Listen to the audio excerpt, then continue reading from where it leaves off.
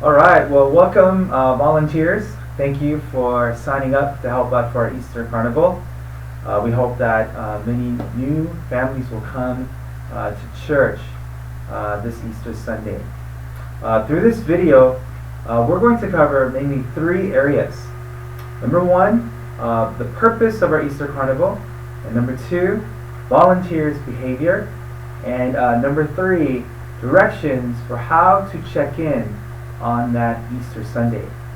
And this video is going to be about, 5-6 minutes long. And you know what? If you actually came to the orientation, it would be about an hour. So you're actually saving 53 minutes of your time. So please go through this whole video so that we will all be on the same page as volunteers.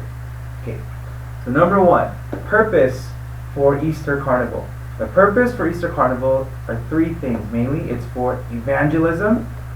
We want to tell others about Jesus Christ and through this Easter Carnival.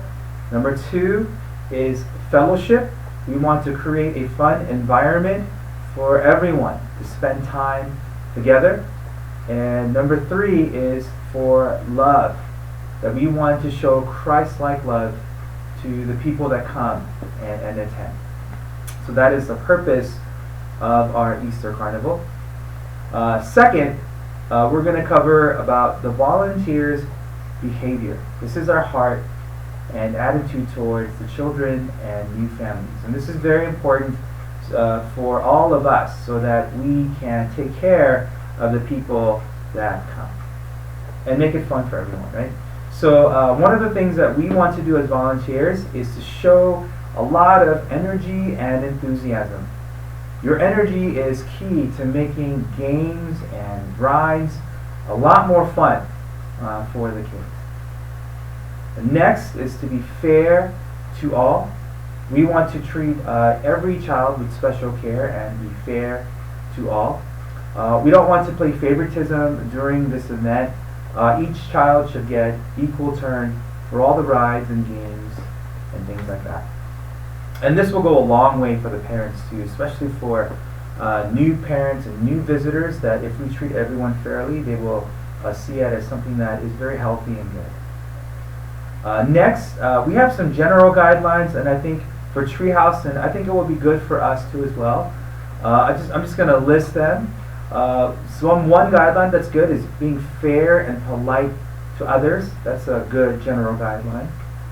Next is listen while someone is speaking. That's always good, right? Respecting materials, games, and each other. Respect, in respecting one another. And then touching people in gentle ways. I'm going to talk about this for a little bit. Touching people in gentle ways is important because, with this day and age today, for parents and for schools and things like that, it is very important that we are appropriate in touching kids. High fives are good, so if you give a high five, that's always a good way to reward kids. Let's say if a kid knows you and they run to you and they want to give you a hug, you just turn to the side and give them a side hug. A gentle pat on the back to guide the kids along is always good. And one of the things that we don't want to do is we don't want to just pick up kids, especially kids that we don't know. We don't want to pick them up. And if there's an emergency or if something happens to them, you can call their parents if they're around or talk to any one of the pastors. And there's a place called a welcoming booth. This is a very important booth. You can go to the welcoming booth and one of the pastors will be there to help out. Okay, welcoming booth, and I'll talk about the welcoming booth later on too as well. Next important thing is to come on time, to be ready, and be flexible. This is really important that we are there. If we are late, the games cannot happen. So please be on time and be ready to serve too as well. It would be great if everyone can attend the first service that Sunday so that you are ready to come and help out be by 12:30. And I'll go over the times later on too. And also being flexible. Sometimes, we need to adjust and move people around. Please be flexible when that happens. Okay.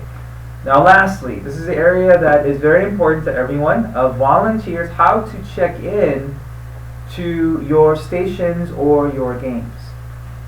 Now to check in, you want to come 15 minutes prior to your set time. Now I've sent an email along with this, so on that email you will have an attachment that tells you where you will be, what game or ride or station you will run. So before your allotted time, come 15 minutes prior to the welcoming booth.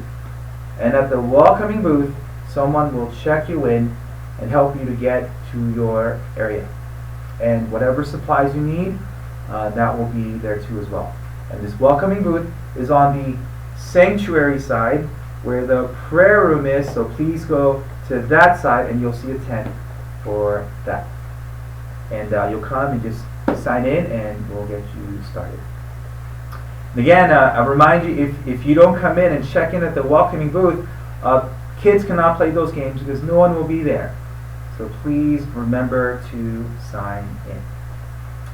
Okay, just a couple of reminders. On that Sunday, the carnival happens, but there's a lot of behind the scenes.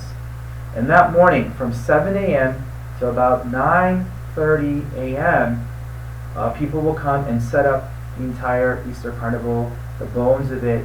So if you are a morning person, come on out and help us out. If you're not a morning person, we'll have enough coffee and donuts to wake you up so that you can help out in the morning too as well. So I'm looking forward to what God will do through this Easter Carnival, and hope you're excited to it.